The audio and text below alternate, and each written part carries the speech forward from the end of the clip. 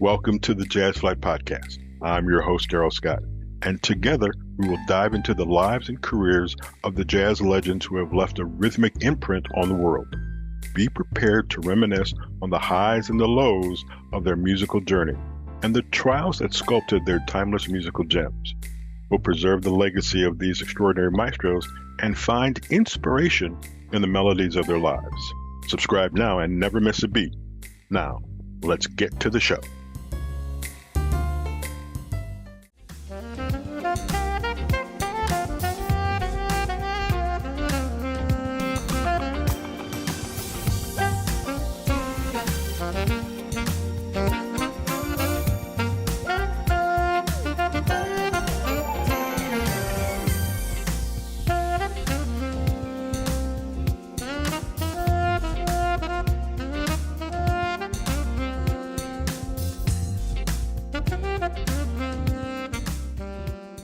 Welcome, everybody. I am Darrell Scott. You are about to listen to the Jazz Flyte Podcast. A couple of things.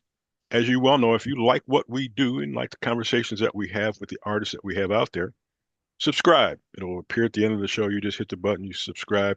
You'll get every episode. You'll get tuned into the YouTube channel where you can see past events, past interviews that we've done, whether it's Gerald Albright, Reagan Whiteside, Kim Scott, a whole bunch of folks. None of these people are truly my relatives, but Kim Scott, Randy Scott, and I are related, and we're all going to go on Ancestry.com to get that confirmed. Okay, I'm just kidding. Ladies and gentlemen, today is a young man by the name of, I'll just call him Doc. His name is Phillip Martin, but he goes by Doc. How we doing, Darrell? All right, man, how you doing? Good to talk to you. Yeah, man, good to be here. I want to start this because as I'm doing my homework on you, it said dentist. And it's one of those things you don't know if it's a typo because there's all kinds of sources. And I went to a bunch of different sources. They all said dentist. Are you really a dentist? You ever practice and everything? That's right, man. I practice 4 to 5 times a week. So here are the odd things that I think about as you being a dentist and how we can intertwine your music. So when I come into your office and sit in your lobby, is your music playing over the speakers? I mean, I have like a proprietary blend. Like I have my own playlist that I curate. Right. And I'm mixed up in there. So you wouldn't know if I'm playing or not. I have other things playing, but I say 99% of my patients have no idea that I play saxophone. Really? Yes. How do you keep it away from them? How do they not know? It's by design because, like if people actually heard me play and do my thing, they would definitely question my ability to doctor in their mouths. They'd be like, I can't lead with that. You know what I'm saying? Okay. All right.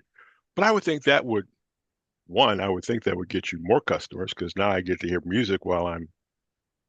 Yeah, like it's weird. Like some people do know, like they're like, oh man, because I have on my website in my bio, like, oh, and he likes to play the saxophone. I have a link to my stuff. Right. And some people read, like I say 99% of the people don't read. But some of them read, they're like, man, I didn't know you played like that. How come you don't tell anybody? I was like, man, I don't think I should be leading with that, like. So you try to keep the two things separate. Yeah. And what's weird is I do have a lot of musicians that come to me for dentistry. And I actually have a lot of dentists that come to me for dentistry. It's the weirdest thing. Like I guess I'm just the doctor's doctor is the weird thing. So one person you can name. Name one artist who comes to you for dental work. I can't say that. That's a HIPAA violation, sir. Seriously? Is this a setup? Oh my God. I can't say that.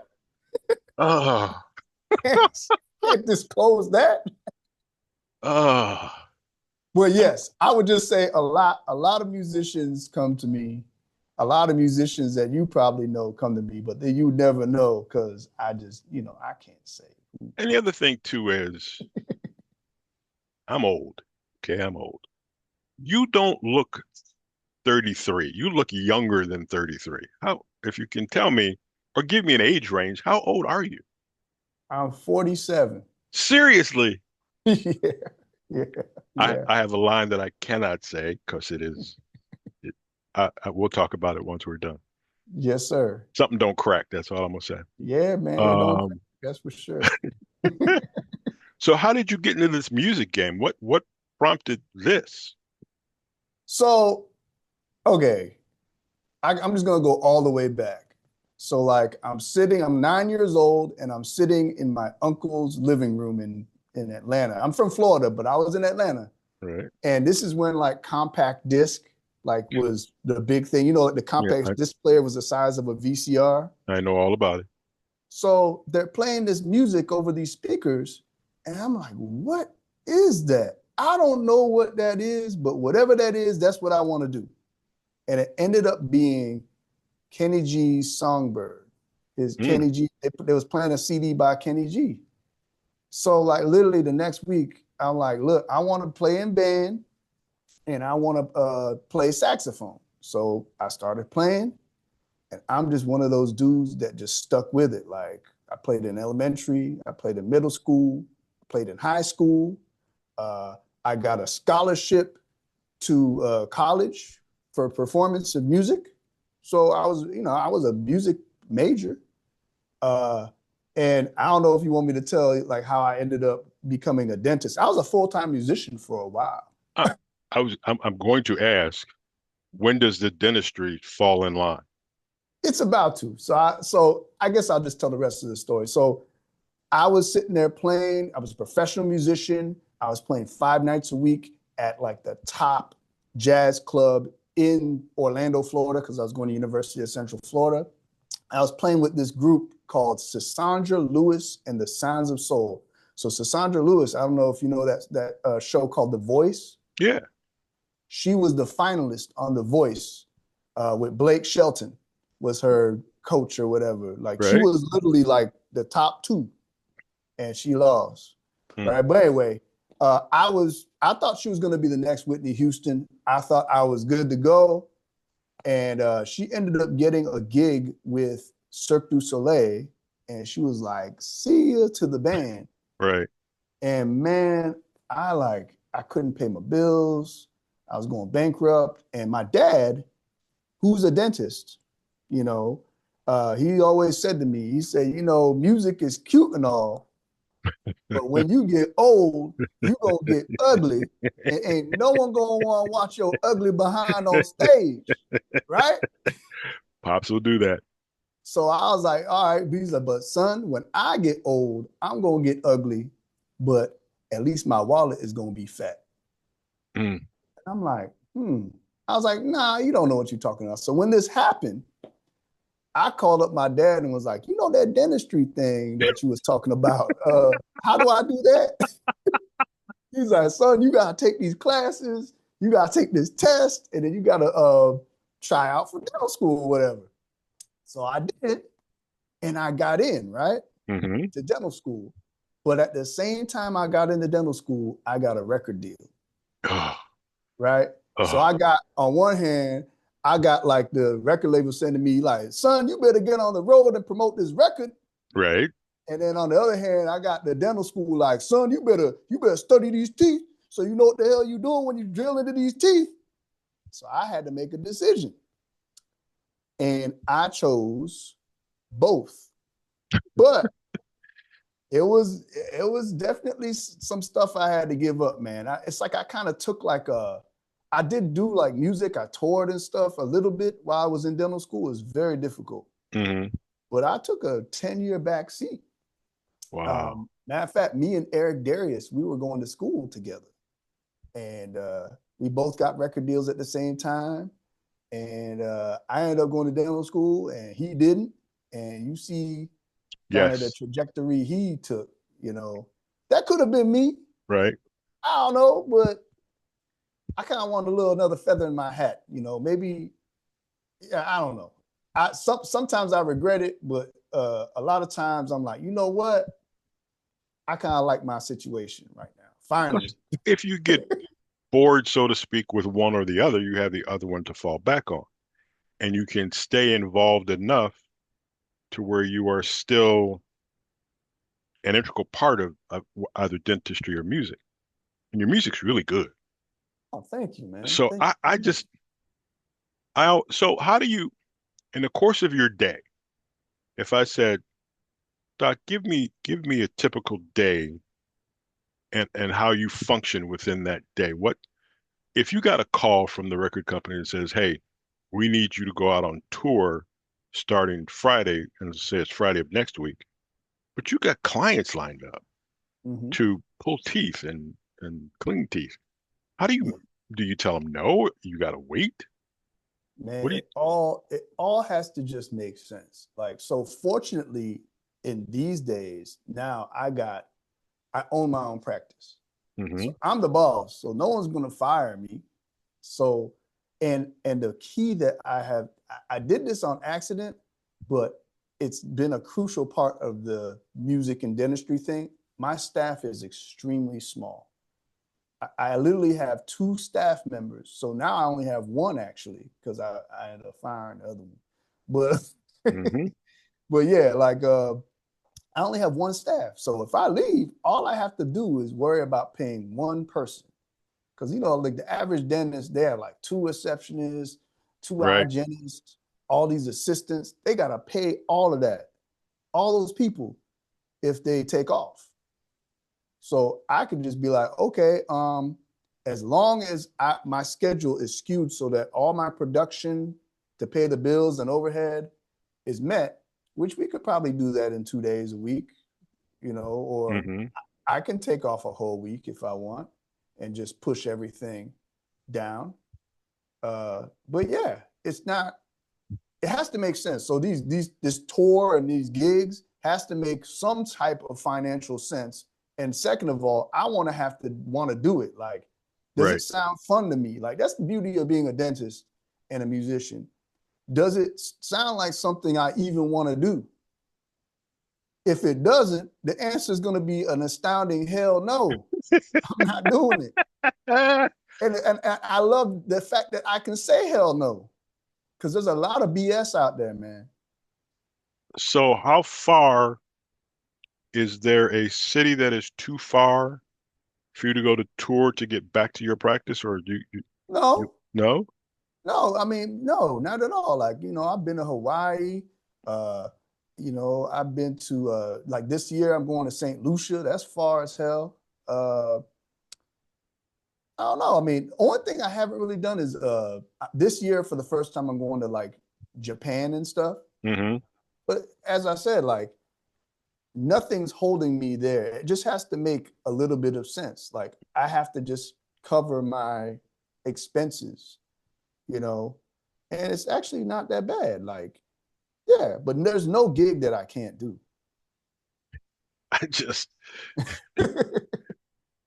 and all of a sudden this popped into my head. Is there ever going to be a concert where you come out and you're in your white jacket from the dental work? Actually, I did a gig the other day and I came out in my scrubs and I don't know, man. Like I was playing with a couple of cats and they were just like, man, don't do that no more. Like it was like just weird. It was weird as hell, man. It was weird. It was All right, weird.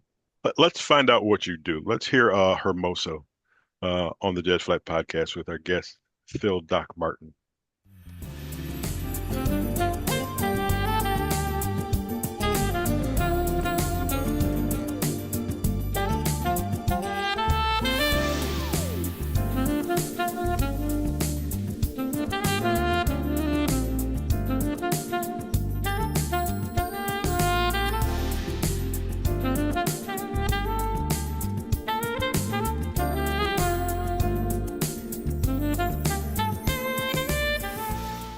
That is Hermoso from our guest today on the Jazz Flight podcast, Phillip Doc Martin. He really did walk out on stage in his scrubs to play a concert, which I think is just absolutely amazing. So growing up, as you're being this musician, who are the artists that are inspiring you? Who are the artists that are your influence? Well, that That is a very interesting question. So I had this next door neighbor growing up in high school, and the mother, she'd be like, "Oh, I saw on this Arsenio show this saxophone player, and I think since you play sax, you should probably listen to him." So she gives me the CD, and it happened to be Dave Koz, his Lucky Man CD. So I'm checking out this Dave Koz, and I'm just like, "Yo, like, I am really into this guy." Because, I at first, being playing a saxophone, everyone's like, "Oh, you should listen to Charlie Parker or John Right. Coltrane." Yes. I'm listening to these guys, and I don't know what the hell they're doing, like they're playing all fast, doing all this stuff. I couldn't comprehend it. So when I listened to Dave Koz, he was like, I could understand it. And then I can like go back to like the Charlie Parker stuff, and it helped me understand it. It's almost like Dave Koz was doing Charlie Parker and them fast or something. I mean, Right. he really wasn't, but it really like helped me crawl before I walked, kind of thing. And then another big influence of mine is Everett Harp. So the same neighbor, she's like, "I saw on Entertainment Tonight this saxophone player. He lifts weights and he's this big Hulk guy, but he plays saxophone. You should listen to him." And it'll be Everett Harp. And man, I was like, man, Everett Harp is kind of like Dave Koz, but he got that fire in his belly. Like he's just fire, right? So I listened to him. He really influenced me a lot. And then another saxophone player that influenced me a lot was Gerald Albright as well. Yes. He got that fire as well, that technique and all that stuff. Yeah, those three. Kenny Garrett, I listened to him a lot. I really liked him. What's interesting, a lot of people don't know this. You ever heard of the saxophone player named Sam Rivers? Yes. Man, I haven't heard that name in years. So I actually played in his Rivby Orchestra because he lived in Orlando. Right. And he would have a rehearsal every Wednesday with the Rivby Orchestra. And I was playing saxophone in the joint. So I got exposed to a lot of crazy out movement stuff. Like a lot of people don't realize, like they listen to me, "Oh, he's playing smooth jazz, blah, blah, blah." But I got a little blade under this shirt, like, don't make me take that joint out now. So have you taken it out and played some of this stuff? Yeah, man. Look, if I gotta take it out, I'll take it out. You're too funny. If I gotta take the blade out, hey, don't make me take that blade out. Like only some people make me take it out, and I take out the tip, and they're like, "Oh, wait a minute, now what's he doing?" You are a special cat. You just are.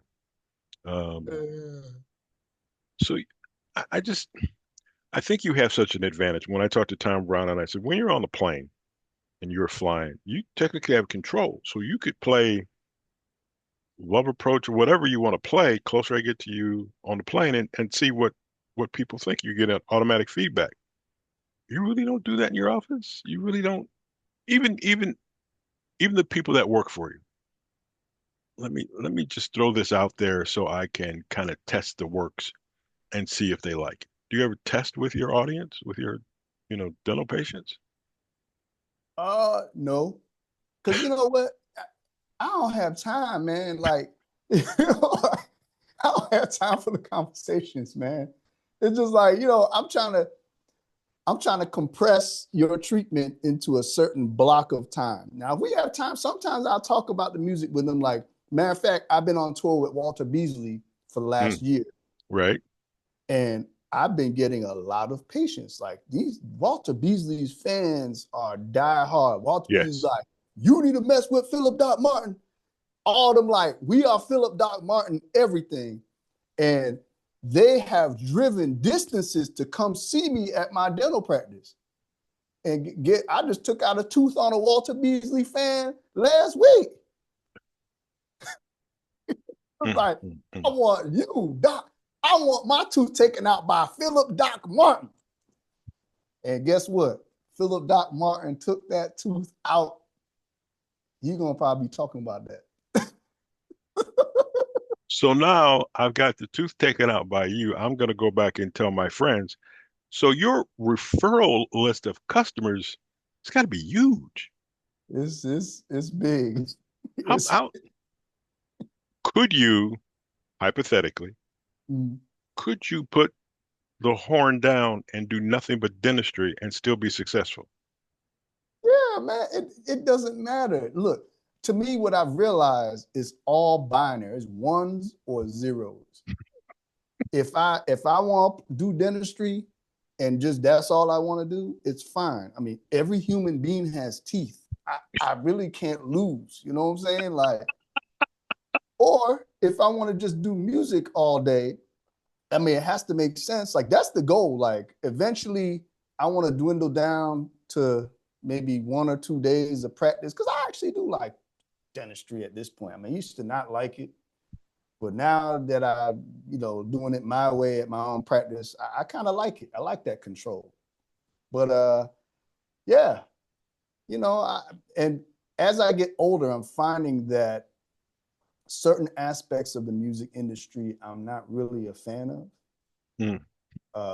There's a lot of Shocking. BS, man. Like that a lot of behind the scenes stuff. And I don't know if you follow me on social media, I'll show some of that, behind the scenes stuff, that goes on that a lot of people don't show because they want everything to look all glamorous and stuff.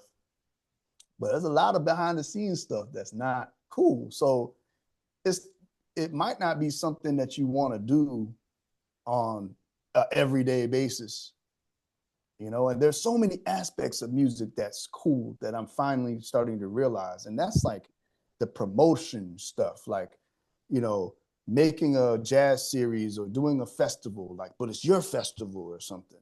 I'm actually really considering doing something like that in short order, now that I can, I know there's a couple of guys. I know Michael Paulo does one for Hawaii and something else out there. Mm-hmm. Alexander Zonjic does a bunch of stuff up in Detroit. Um, and Billy Ray Shepherd does stuff in San Antonio, Texas. I did his cruise. I did his Billy Ray Shepherd cruise Oh 2 years yeah, ago.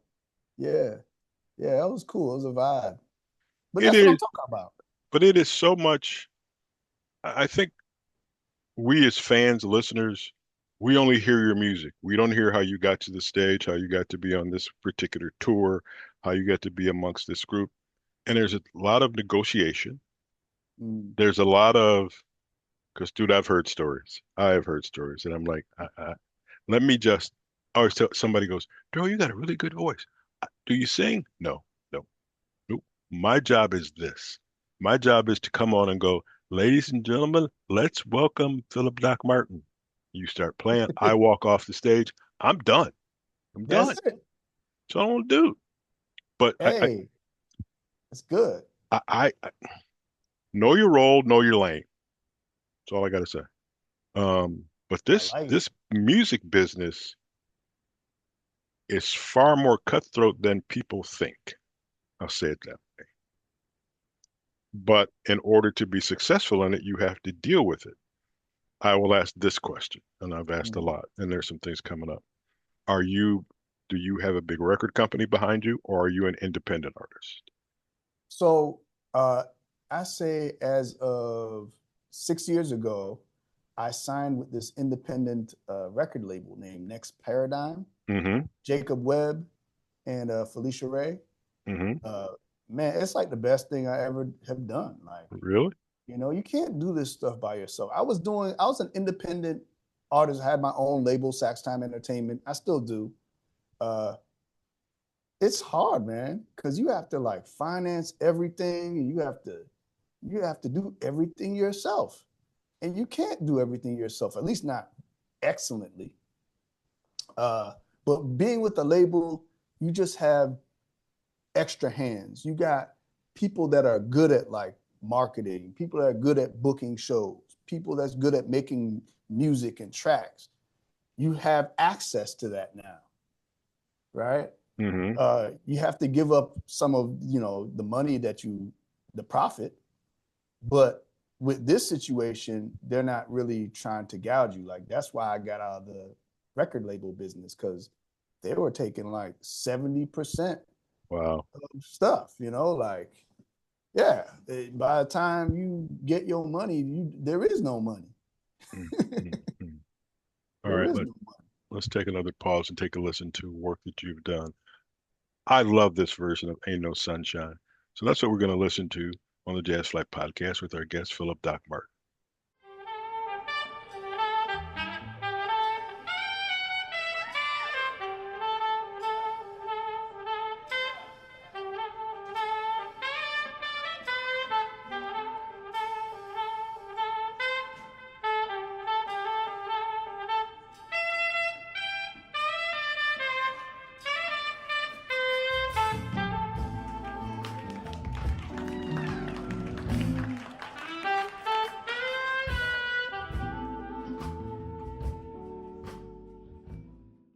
Ain't No Sunshine, a Bill Withers cover by our good friend, Phillip Doc Martin. Doc, I just think this whole time management thing that you have to do you have a studio in the dentist office? Can you sneak away and rehearse something? Or if a lick comes to mind, can you go somewhere and like lay it down or do whatever? Is there, you have anything like that? Not in the dental office, man. It is just dentistry in that office. But in my house, Mm-hmm. where I'm at right now, I'm actually in my studio. I have a home studio here, and I can get stuff done. Like, matter of fact, I just finished a little video that I'm gonna release on Monday, of one of my tunes. So yeah, like, content creation. That's what it's all about. The thing that's so ridiculous about the music industry is that now we have to know how to do everything. Like, now, I didn't realize that I was gonna have to be a video editor, you know, uh, a disc jockey, like a marketing guru. I don't even know, man. You have to have so many hats, and it wasn't like that before. Now you have to do everything. How how did you grow into that, realizing what you need, and then you have to become proficient at it? I mean, obviously you would have a couple of failures, but you still got to keep going. How are you dealing with it? How are you, what's the learning curve like? The learning curve was pretty steep. I did it. All right, so get this. I was with this booking agent. She will remain unnamed, Hmm. but she was like, "I can't book you for shows." Like, I was like, "How come you can't get me a show? I can't book you a show. You know, um, you know why? Because your social media sucks." Oh my gosh. And I'm That's like, right. "Okay, well, what do I have to do to make it better?" She said, "You got to do something because it sucks right now." And Mm. that was literally maybe 5 years ago. So I said, let me try doing something, right? So I said, okay, let me figure out something, a niche of mine. So I'm a big foodie, right? Right. I That's the love other thing. going out to eat and Right. stuff like that. So I said, man, on these gigs, like, so that's actually my favorite part of any gig. That's eating, the eating part. I literally go on the gig these days now to eat food in the region that I'm at. If I Hmm. go to New Orleans, I'm trying to get a po' boy. You know what I'm saying? Like, yeah, like all that stuff. Like, I was in Rochester the other day and I tried they have this dish called the garbage plate. Uh, yeah, the garbage plate. It's actually called the garbage plate. And it's what it is. It's fries, French fries, two hamburger patties, and then they put this like chili sauce on it, like chili. Hmm. And then they have macaroni salad, like cold macaroni salad, and then they put mustard on it. I ain't look. You got to be drunk. You got to be faded to like this. I But you mean, but you ate it. it was good. It was good. Like, you have to be in the right pocket to appreciate a dish like that. That's a 2:00 in the morning dish, Mm-hmm. you know, and I did eat it at like 2:00 in the morning. So I got it. So with that being said, what is your favorite, we'll call them non-traditional food that you've eaten? Non-traditional? Well, what's the most difficult thing you've eaten? Ooh. I don't know. I mean, off the top of my head, this second in this interview, I can't even I couldn't tell you, man. Mm, I mm, couldn't mm. tell you. I'm sure there's been I can't So, really call so here's a suggestion. Every now and then I throw out suggestions to musicians. I told Nathan and Noah East, because they travel across the country, take pictures and it. come up Yeah, with a picture book. Just somebody sit on the table. And I said, people would buy it. So you need to come up with a book yeah, of things that you've eaten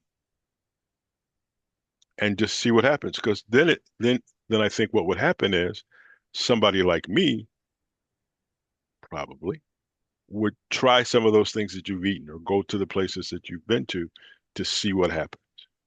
Because right. like here in Cleveland, I have two high school friends that are now in Vegas. So we went out there to see them, and they don't have Polish boys in Vegas at this time. Mm, Yeah. So they were about to be on some food show or whatever, Virgil and Vance, the Whitmores. Um, and the next thing you know, I'm going, really? We eat them like it's every weekend. I got to go have a Polish boy. But mm. it's certain things. It's just different dishes and everything and so forth and so on. But I think, look, first time we met, I'm not going to tell you what to do. Nah, it's a good But idea, but man. that's a thought to put down. And you can sit there and you can do a food review or whatever. So the next thing you know, now you got people shipping you stuff. And every time you go somewhere, part of your tour package, I know you're coming to Cleveland, um, is to go to these different restaurants. So people will welcome you because they want you to try the food. And then all of a sudden you give them a concert. So I think it works well. It's like I said, just a thought. Well, Darrell, just to stop you there. I don't know if you looked at any of my things that I do on my social media and stuff. I literally do what you just said. Okay. All right. I will look. I will Like look. I literally was just in Dallas last week and I rated the food like on a scale of 1 to 10, all that stuff. Exactly what you said. Okay. All right. And it actually has gotten to the point where some on the good side, I've actually had I was in Hawaii last year and now there's a donut shop that wants me to specifically come out there to their shop and try their donuts and rate it when I There, come back. there you go. And then, but it's a double-edged sword because I'll have some promoters that hire me for a show and they'll be like, man, don't be coming on my gig, you Mm, know, don't talk about my caterer. Like, mm, mm, mm, mm. But the other thing yeah, too is that's another job for you. Like you need another job. yeah, Okay. yeah, yeah. Yeah.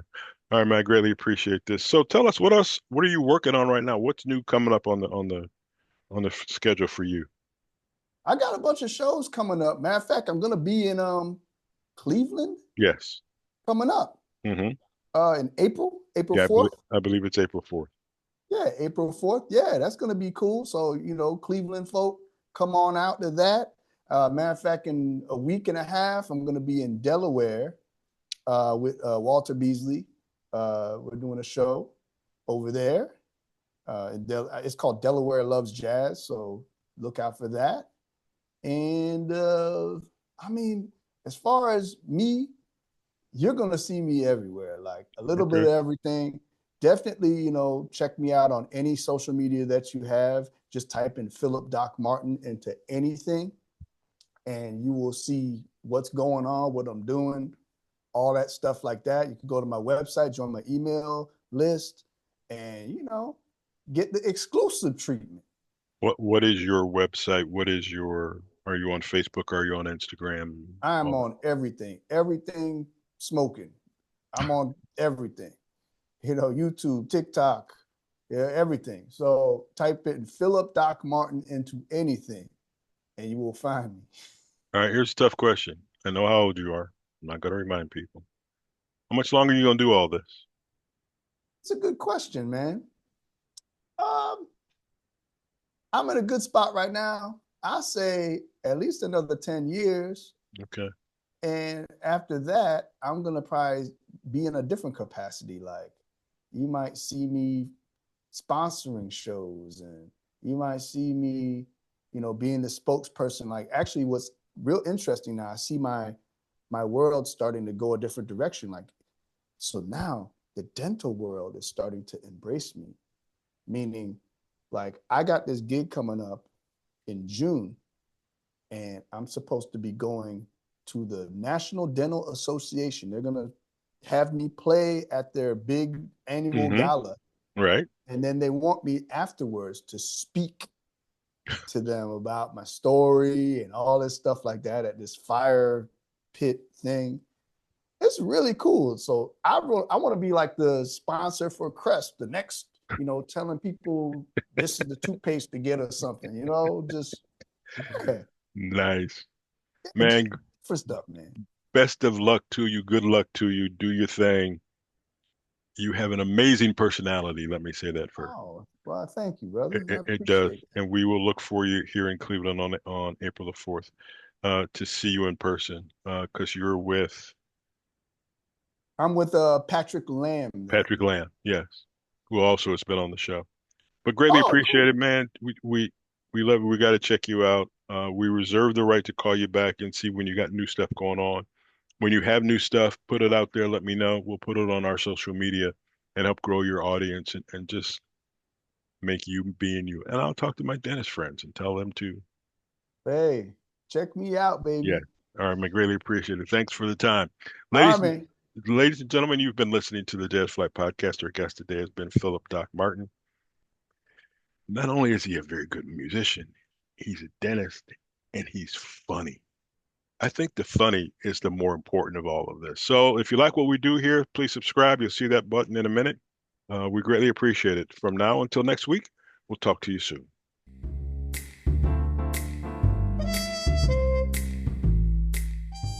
Thank you for tuning in to the Jazz Flyte Podcast. I hope you enjoy these stories and soulful melodies that groove through the doors of time. If you want to stay connected with the latest updates and episodes, don't forget to subscribe to my channel and hit the notification bell. Until next time, I'm Darrell Scott.